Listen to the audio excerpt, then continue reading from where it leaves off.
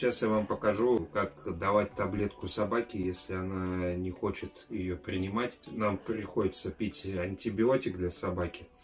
Там ветеринар прописал. Ну вот, смотрите. Нажимаем на уголки пасти. Бросаем максимально глубоко таблетку. Держим. Иногда зажимаем ноздри, чтобы сработал глотательный рефлекс. Вот, глотательный рефлекс сработал. Еще раз.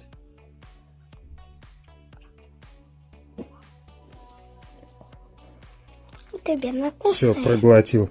Молодец, молодец. Все, Давай еще глотать. собака проглотила, все. Она не хочет ее.